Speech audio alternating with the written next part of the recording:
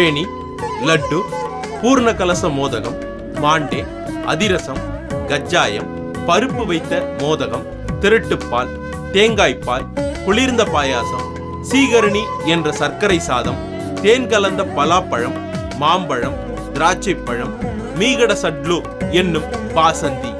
என்ன எல்லாம் ஒரே இனிப்பா இருக்குதுன்னு பாக்குறீங்களா? இது தஞ்சையை ஆண்ட நாயக்க மன்னன் ஒருவனது ஒருவேளை உணவில் பரிமாறப்பட்ட இனிப்பு வகைகள் மட்டும்தானா? பிற மெயின் உணவுகளினுடைய மெனு தனி. தஞ்சை நாயக்கர் வரலாறு அப்படிங்கக்கூடிய நூல்ல குடவாயில் பாலசுப்ரமணியம் அவர்கள் இந்த தகவலை கொடுத்திருக்கிறாரு. நம்ம மண்ணுல மன்னர்களும் சரி மக்களும் சரி காலம் காலமாக இனிப்பு பிரியர்களாகத்தான் இருந்திருக்காங்க. அதுவும் குறிப்பா பண்டிகைகள், விசேஷங்கள், திருவிழாக்கள்னா அதுல மகிழ்ச்சியின் அடையாளமாக பரிமாறப்படுவது இந்த இனிப்பு தான்.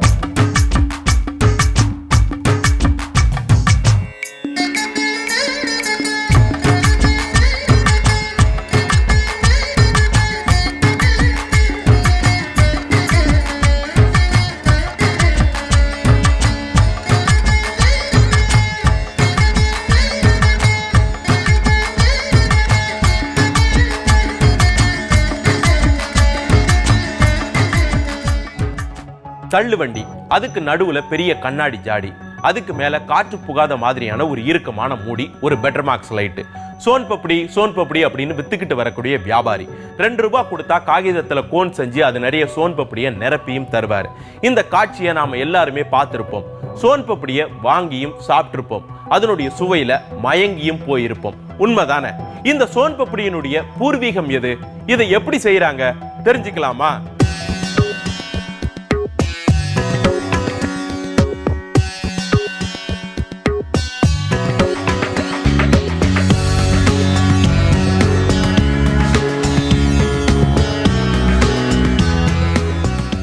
என்னோட இருக்கிறது சோன் பப்படி மாஸ்டர் சுதீர். வணக்கம். வணக்கம். இப்போ சோன் பப்படி செய்யறதுக்கு என்னெல்லாம் பொருட்கள் தேவை நம்மளுக்கு? சுகர், கீ, மைதா, லிக்விட் குளுக்கோஸ், ஏலக்காய் பவுடர், வெனிலா எசன்ஸ், பால், தண்ணி. ஓகே, இப்போ செஞ்சிடலாமா? செஞ்சிடலாம்.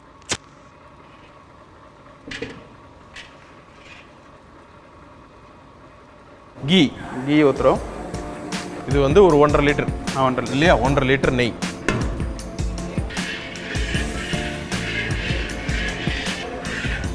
இப்போ நம்மளுக்கு நெய் நல்லா சூடாயிருச்சு இல்லையா? இப்போ மைதா போடலாம். மைதா போடுறோம். போடு.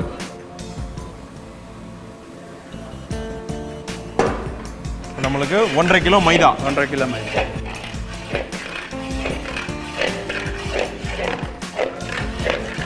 இது என்ன ஸ்டேஜில் நம்ம வந்து நிறுத்துவோம்? அது கொஞ்சம் தண்ணி அடித்து பார்த்தோன்னா நல்ல சவுண்டாக சீனு வரணுட்டு வரும். அப்படி தண்ணி தெளிச்சா சீனி வரணும். அதான் பதம். அதுதான் பதம்.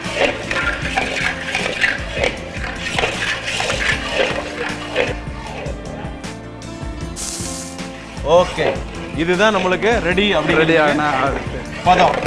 ஓகே, இப்போ நம்ம அடுப்பை நிறுத்திடலாமா? அடுப்பு ஆஃப் பண்ணலாம். நெய்யில் போட்டு வறுத்தெடுத்த இந்த மைதாவை இப்போ சூடு ஆறுறதுக்காக தண்ணியில் வச்சு சூடு ஆற்ற போகிறோம். சோன் பப்படி இந்தியாவின் வட மாநிலங்கள்ல செய்யப்படுற பாரம்பரியமான இனிப்பு. நாங்க தான் சோன் பப்படியை கண்டுபிடிச்சோம் அப்படின்னு உத்தரப்பிரதேசம், பஞ்சாப், மேற்கு வங்காளம்னு ஒன்றுக்கு மேற்பட்ட மாநிலத்துக்காரங்க உரிமை கொண்டாடுறாங்க.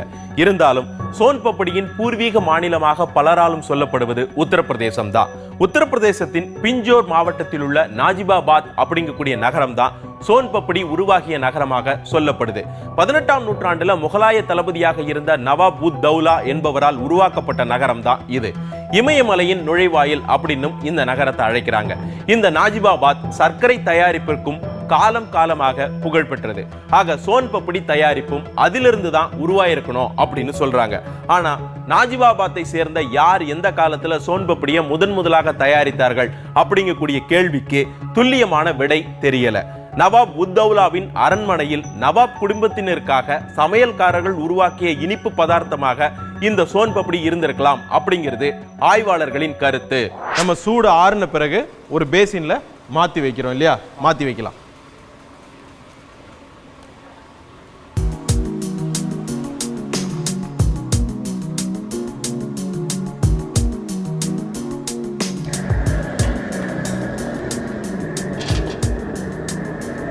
இப்ப சக்கரை பாகு வைக்க போறோம் இல்லையா? ஆமா. ஓகே, முதல்ல தண்ணி ஊத்துவோம். தண்ணி. லைட்டாக கொஞ்சம் பால் ஊற்றுவோம். கொஞ்சமாக பால். அடுத்து சுகர் போடுவோம். 3 கிலோ சர்க்கரை. 3 கிலோ சர்க்கரை.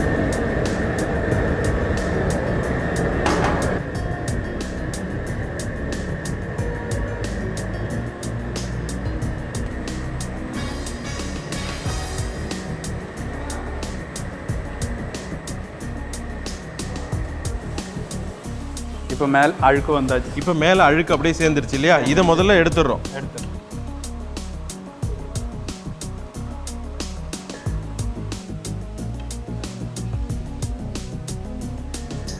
இப்போ நம்ம என்ன செய்ய போகிறோம்? இப்போ நம்ம இந்த துணி தண்ணி வச்சு சைடு தொடச்செடுக்கும். சைடு தொடச்செடுக்க போகிறோம். ஈர துணி வச்சு. இது எதுக்காக? இது வந்து சைடில் அப்படியே சர்க்கரை பிடிச்சிருக்கும். ஓகே. பிடிக்காமல் இருக்கிறதுக்காக. ஓகே.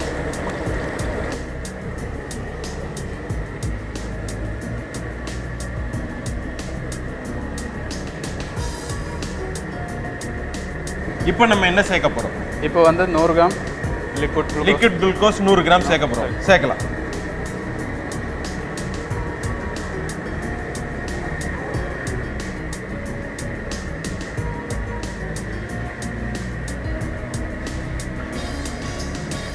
நமக்கு இப்போ ஒரு 5 நிமிஷத்துக்கு மேல இந்த சக்கரை பாகு நல்லா கொதிச்சு வந்துருச்சு இல்லையா? இப்போ பதம் பார்க்கணும். எப்படி பார்ப்பீங்க?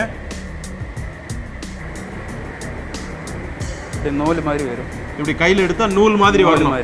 ஓகே. இப்போ நம்ம நெய் ஊற்ற போகிறோம். நெய். இது எதுக்காக நெய் ஊத்துறீங்க? இந்த கடாயில் சைடு பிடிக்காம இருக்கிறதுக்காக. எவ்வளவு ஊத்துவீங்க? ஒரு கை அளவு. ஓகே. அவ்வளவுதான். இந்த பாகு வந்து கடாயில பிடிக்காம இருக்கிறதுக்காக. ரைட். இப்போ திரும்ப இதையும் இறக்கி நம்ம ஆற வைக்கணும் இல்லையா? இப்போ இந்த கீழே வந்து ஒரு கடாயில தண்ணி வச்சிருக்கீங்க.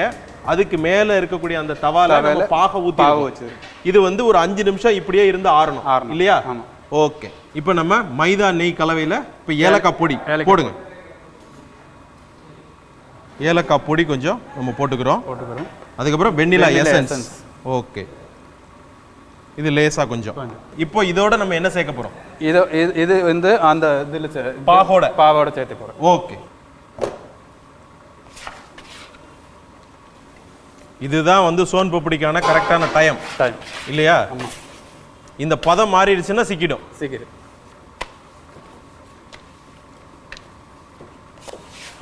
இப்போ இழுப்போம். இப்போ இதை இழுக்கணும் இல்லையா? சரி. எத்தனை பேர் சேர்ந்து இழுப்பீங்க? 4 பேர். 4 பேர் இழுங்க.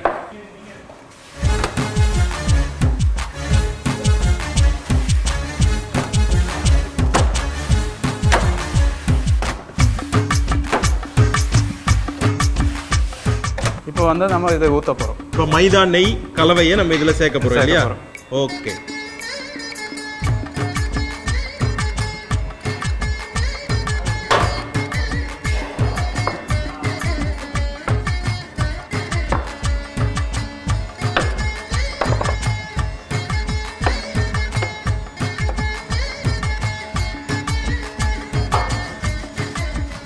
ரெடி ஆயிடுச்சு. இது அப்படியே ஆற வைக்கணும். இன்னும் கொஞ்சம் கூட இழுத்த வரைக்கும் அப்படியே ஆற வச்சுட்டு ட்ரையில் போட்டு அவங்க ஒரு பாதாம் பிஸ்தா எல்லாம் போட்டு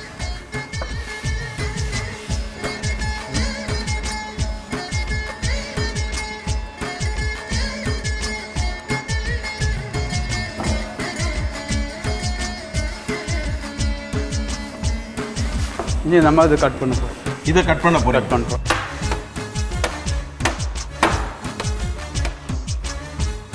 இப்போ நம்மளுக்கு இது மாதிரியான ஒரு ட்ரேல பாதாம் பிஸ்தா எல்லாம் போட்டுட்டு இதுல நீங்க வச்சு ஃபுல்லா பிரஸ் பண்ண போறீங்க. ஓகே. இப்போ இங்கே வச்சு பிரஸ் பண்ணலாமா? ஓகே.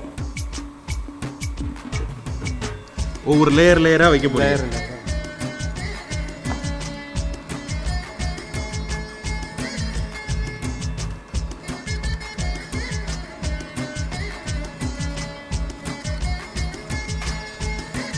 நல்லா பிரஸ் பண்ணிட்டு ரோல் பண்ணுவீங்களா? இதை அதை மேலே வச்சு ரோல் பண்ணுவீங்க.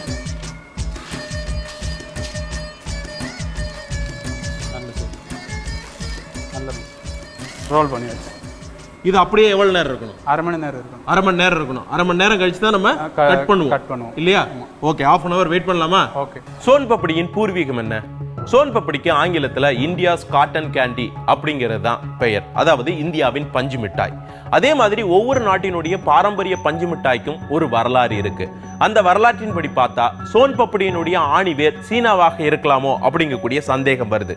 சீன சோன் பப்படியின் வரலாறு என்ன தெரிஞ்சுக்கலாமா?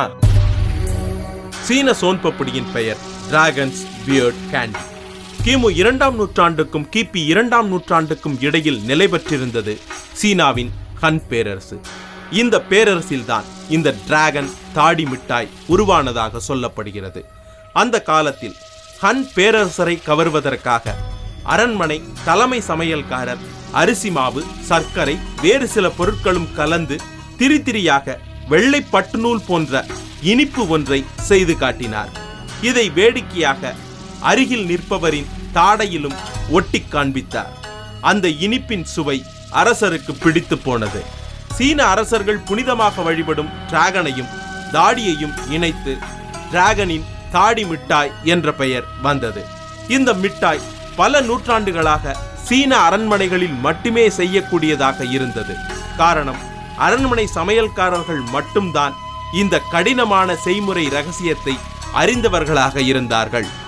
சென்ற நூற்றாண்டுல சீனாவில் கம்யூனிஸ்டுகள் வலுப்பெற்ற பிறகுதான் சோன் பப்படியை போன்ற இந்த தாடி மிட்டாய் ரகசியமும் வெளியில வந்தது. ஆக சீனாவிலிருந்து சோன் பப்படி நமக்கு வந்திருக்கிறதுக்கு வாய்ப்பு இல்லை. துருக்கியிலிருந்து சோன் பப்படி இந்தியாவுக்கு வந்திருக்க நிறைய வாய்ப்புகள் இருக்கு. காரணம், துருக்கியினுடைய பாரம்பரியமான இனிப்பு பிஸ்மனியே. இந்த பிஸ்மனியேவில் பிஸ் என்றால் மாவில் கொழுப்பை அல்லது நெய்யை கலத்தல் என்பது பொருள். மணியே என்றால் தேன் என்பது பொருள்.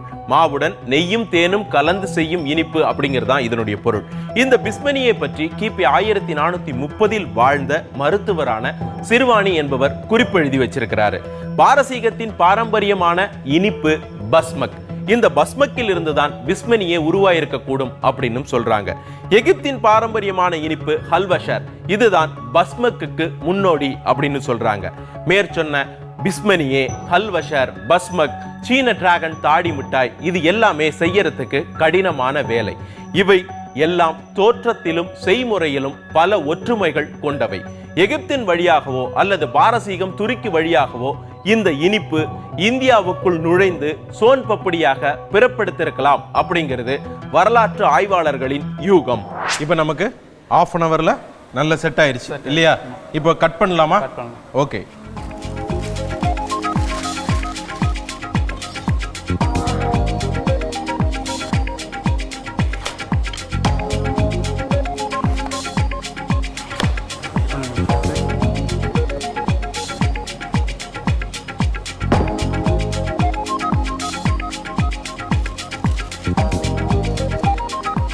சோன் பப்படி பிரமாதமாக ரெடியாக இருக்குது. டேஸ்ட் பார்க்குறேன். வாவ், நாக்கில் போட்டால் அப்படியே கரைஞ்சி போகுது. தித்திப்பு சூப்பர். மொத்தத்தில் சோன் பப்படி சூப்பரோ சூப்பர். மால்புவா வட மாநிலங்கள் பலவற்றிலும் தீபாவளி, ஹோலி மாதிரியான பண்டிகை சமயத்துல வீடுகளில் தயாரிக்கப்படுற முக்கியமான பாரம்பரியமான இனிப்பு. இது எப்படிப்பட்ட இனிப்பு?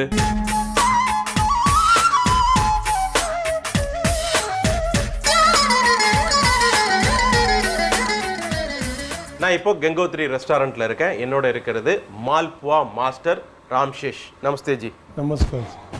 मालपुआ का इंग्रेडिएंट्स क्या है? मैदा, घी, खोवा, मिल्क, इलायची पाउडर, सौंफ, शक्कर जूस में डाल के रेडी कर. मालपुआ सही लमा? सही.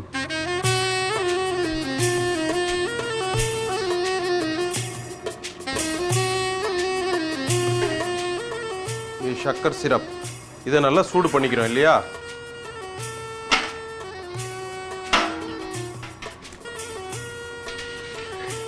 இது எவ்வளவு சூடு வரணும்? 2 minutes.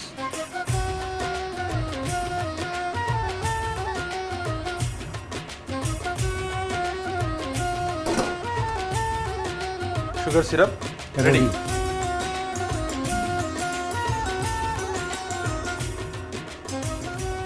மால்புவா பொரிக்கிறதுக்காக நெய்யை சூடு பண்ணிக்கிட்டு இருக்கிறோம் இல்லையா? இப்போ மால்புவாக்கா लिक्विड रेडी करना. 1/2 கிலோ மைதாக்கு 1/2 லிட்டர் பால் முதல்ல சேர்க்குறாங்க. நெக்ஸ்ட் என்ன போட போறீங்க? नेक्स्ट खोवा. கோவா எவ்வளவு? 200 ग्राम. नेक्स्ट इलायची पाउडर. இலாச்சி பவுடர் கொஞ்சமா. நெக்ஸ்ட் सौंफ சாஃப் பெருஞ்சீரகம் அது கொஞ்சமா போடுறீங்க. ஓகே. நெக்ஸ்ட் नेक्स्ट पानी பானி.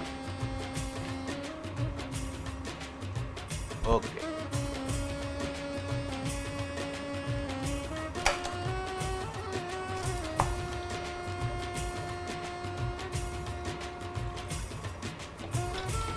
கொஞ்சம் பாலும் சேர்த்து மிக்ஸ் பண்ணிக்கிறீங்க இல்லையா?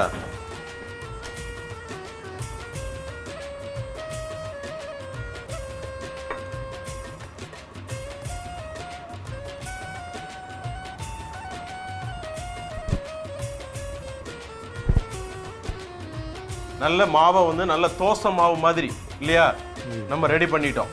ரெடி பண்ண பிறகு இப்போ என்ன பண்ண போறீங்க? இங்க வந்து நெய் சூடு ஆயிடுச்சு. இப்போ நீங்க இதுல போட போறீங்க.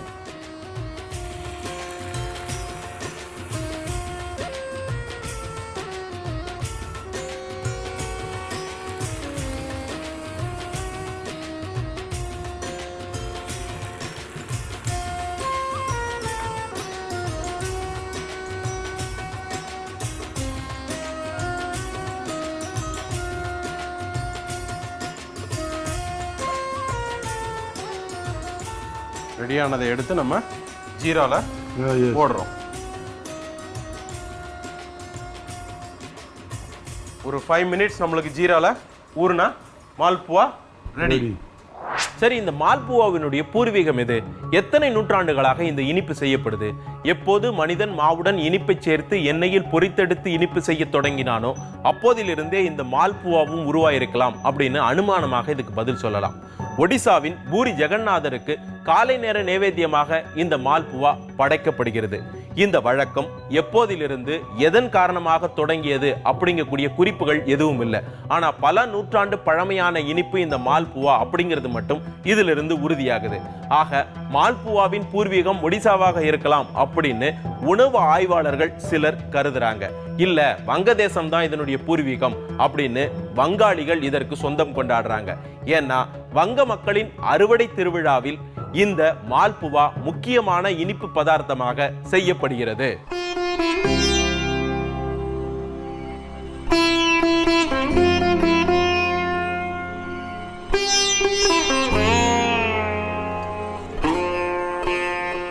வாவ், அந்த கோவா அதோட சேர்ந்த பால் இது எல்லாமே சேர்ந்து ரொம்ப நல்லா மிக்ஸ் ஆயிருக்கு. நெய்யில் பொரிஞ்சது ஒரு சுவை, அதோட அந்த சக்கரை பாகு ஜீரால ஊற வச்சது ஒரு சுவை.